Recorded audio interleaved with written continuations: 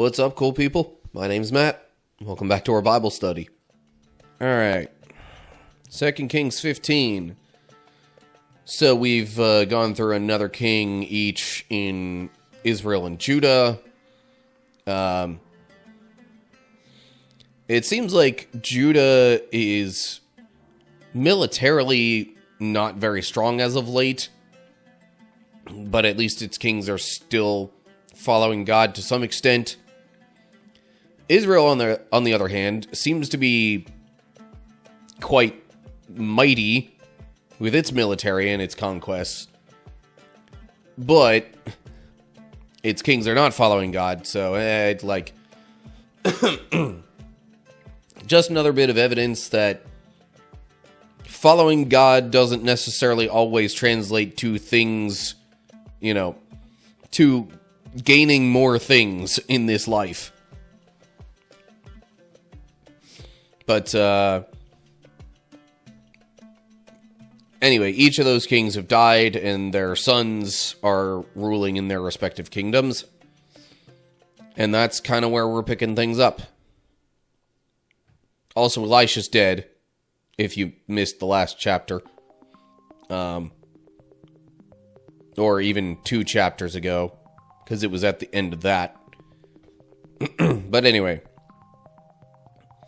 So, yeah, I guess let's see what happens from there. 2 Kings 15. Uzziah, son of Amaziah, began to rule over Judah in the 27th year of the reign of King Jeroboam II of Israel. He was 16 years old when he became king, and he reigned in Jerusalem 52 years. His mother was Jechaliah from Jerusalem.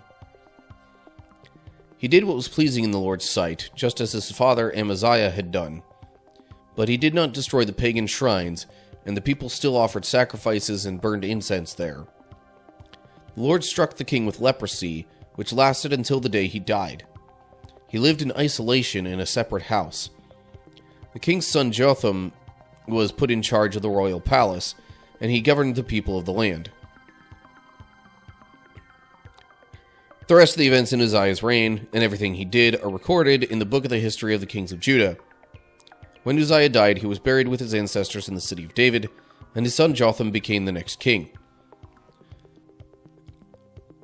As he was somewhat practically even before Uzziah's death.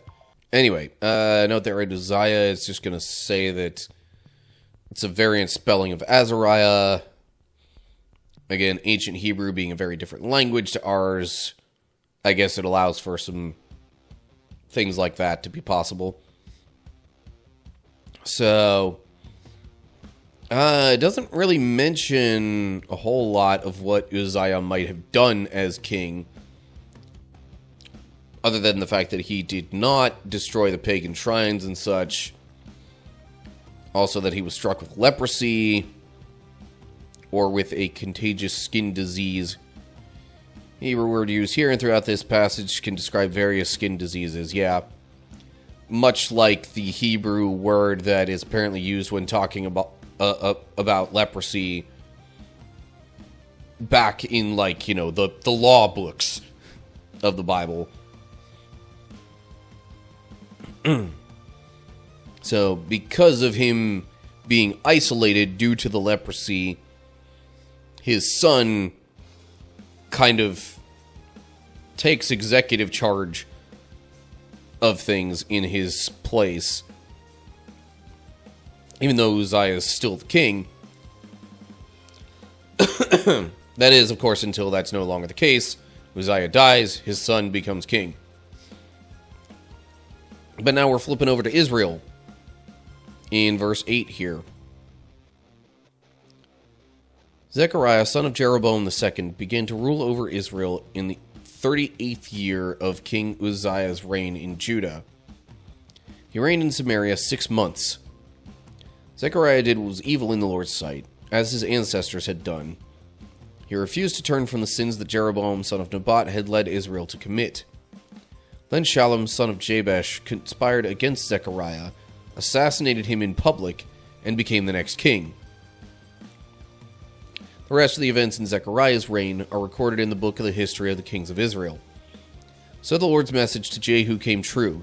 Your descendants will be kings of Israel down to the 4th generation. Only barely, since Zechariah apparently only reigned for 6 months. But, yeah. Note there at... Okay, rather than saying assassinated him in public, might even say in the original Hebrew or whatever, it say at Ibliim.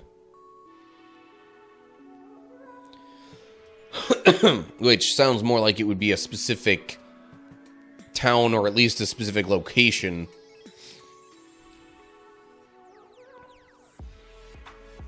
But that would perhaps mean not so much in Samaria, or maybe that was a certain district in Samaria, I don't know.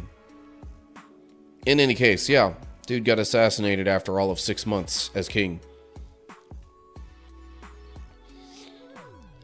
So yeah, there was Zechariah, Jeroboam II, I think Jehoash before him, and I think, like, one other, I forget the name, but one other in between him and Jehu. So, anyway, yeah. If you ever doubt the numbers on stuff like this, usually going back and checking them for yourself reveals that, nope, it's correct. So anyway, yes, it was indeed to the 4th generation that Jehu's descendants reigned in Israel. But then we get Shallum as king in verse 13. Shallum, son of Jabesh, began to rule over Israel in the 39th year of King Uzziah's reign in Judah. Shallum reigned in Samaria only 1 month. Then Menahem, son of Gadai, I don't know, went to Samaria from Tirzah and assassinated him, and he became the next king. The rest of the events in Shallum's reign, including his conspiracy, are recorded in the book of the history of the kings of Israel. And when it says his conspiracy, is it talking about maybe his conspiracy against Zechariah, or the conspiracy against him? Either way, meh. So, he only lasted a sixth of the time that Zechariah did. Lots of power struggling going on here between different people in Israel, apparently. So, let's continue in verse 16. At that time, I assume that time being when, Menahem assassinated Shallum. Almost said Zechariah there. I'm assuming that's the time that it's referring to here, but in any case. At that time, Menahem destroyed the town of Tappuah and all the surrounding countryside as far as Tirzah, because its citizens refused to surrender the town. He killed the entire population and ripped open the pregnant women. So, rather ruthless king, or at least ruthless soldier.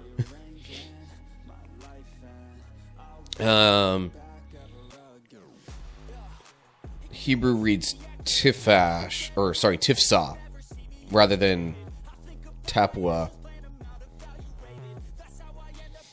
But anyway, so he destroyed the town because they wouldn't surrender. Anyway, verse 17. Menahem, son of Gadai, began to rule over Israel in the 39th year of King Uzziah's reign in Judah. He reigned in Samaria 10 years. But Menahem did what was evil in the Lord's sight. During his entire reign, he refused to turn from the sins that Jeroboam, son of Nebat, had led Israel to commit. Alright, so still 0 kings in Israel that have followed the Lord. Just saying. At least this one lasted longer, but still. The rapid turnover could very well have weakened Israel from a military standpoint, though. Anyway. Verse 19. Then King Tiglath-Pileser of Assyria invaded the land. But Menahem paid him 37 tons of silver to gain his support in tightening his grip on royal power. Menahem extorted the money from the rich of Israel, demanding that each of them pay 50 pieces of silver to the king of Assyria. So the king of Assyria turned from attacking Israel and did not stay in the land. The rest of the events in Menahem's reign and everything he did are recorded in the book of the history of the kings of Israel. When Menahem died, his son Pekahiah became the next king. So, Assyria has begun attempts to invade, and I think you're gonna find that that is only the beginning. But Menahem manages to pay an exorbitant fee to the Assyrian king to get him to back off. At least for now. Hebrew says pull. P-U-L. Okay, that's quite a difference, but one might have been more title, whereas the other one is actual name, or vice versa, or maybe one was more of like a common nickname. It doesn't say that one is a variant spelling of the other. It just says that it's another name. So, I guess you could read that as another name by which Tiglath-Pileser was known. And at the tons of silver, Hebrew says 1,000 talents. But it's still, point is, it's a ton of silver. 50 pieces there. It says shekels in the Hebrew. Okay. And we're still focused on Israel because I think even though Menahem reigned for 10 years, I mean, there were still a couple of years of Uzziah's reign left in Judah. So yeah, going from starting time of each king's reign, we're still at Israel. So, verse 23. Pekahiah, son of Menahem, began to rule over Israel in the 50th year of King Uzziah's reign in Judah. He reigned in Samaria 2 years, but Pekahiah did what was evil in the Lord's sight. He refused to turn from the sins that Jeroboam, son of Nebat, had led Israel to commit. Then Pekah, son of Remaliah, the commander of Pekahiah's army, conspired against him. With 50 men from Gilead, Pekah assassinated the king, along with Argob and Arieh, in the citadel of the palace at Samaria. And Pekah reigned in his place. The rest of the events in Pekahiah's reign and everything he did are recorded in the book of the history of the kings of Israel. Okay. So, once again, not a ton to report on Pekahiah because of another assassination. There's 3 of those in one chapter now. Okay, on to the next king of Israel. Verse 27. Pekah, son of Remaliah, began to rule over Israel in the 52nd year of King Uzziah's reign in Judah. He reigned in Samaria 20 years. But Pekah did what was evil in the Lord's sight. He refused to turn from the sins that Jeroboam, son of Nebat, had led Israel to commit. During Pekah's reign, King Tiglath-Pileser of Assyria attacked Israel again, and he captured the towns of Ijon, Abel Beth Maacah, Genoa, Kedesh, and Hazor. He also conquered the regions of Gilead, Galilee, and all of Naphtali, and he took the people to Assyria as captives.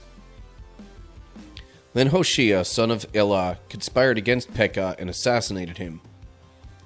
He began to rule over Israel in the 20th year of Jotham, son of Uzziah. The rest of the events in Pekah's reign and everything he did are recorded in the book of the history of the kings of Israel. See, I told you the Assyrian king would be back. And now, actually taking land from Israel. So, now, Pekah did reign a pretty decent length of time. What, 20 years, it said? Yeah, he reigned in Samaria 20 years. But he was still assassinated. So, literally, 4 out of the... Well, I think it's 4 out of 5. All but one of the kings of Israel listed in this chapter were assassinated. A lot of political turmoil, it seems. And, unsurprisingly, that has then left Israel even weaker to invasion by the Assyrians. Okay. On to verse 32 as we switch back over to Judah now. All those kings of Israel, ruled and died during Uzziah's reign. Jotham, son of Uzziah, began to rule over Judah in the 2nd year of King Pekah's reign in Israel. He was 25 years old when he became king, and he reigned in Jerusalem 16 years. His mother was Jerusha, the daughter of Zadok. Jotham did what was pleasing in the Lord's sight. He did everything his father Uzziah had done. But he did not destroy the pagan shrines, and the people still offered sacrifices and burned incense there. He rebuilt the upper gate of the temple of the Lord. The rest of the events in Jotham's reign and everything he did are recorded in the book of the history of the kings of Judah. In those days the Lord began to send King Rezin of Aram and King Pekah of Israel to attack Judah. When Jotham died, he was buried with his ancestors in the city of David, and his son Ahaz became the next king. So, more fighting also recorded even just between Israel and Judah, leaving both more vulnerable to attack from other kingdoms. So, still so far we have the majority of Judah's kings at least, themselves worshiping and following God, even if they don't necessarily get rid of all the pagan shrines and idol worship and things like that. Meanwhile, Israel still has 0 kings following God. He still lasted longer than all but one of these kings of Israel that were mentioned. 5 kings cycling through Israel. And we get 2 mentioned for Judah. But anyway, just noting little details of things that I didn't necessarily pay much attention to myself in prior readings through the Bible. So anyway, that's all we get for 2 Kings 15.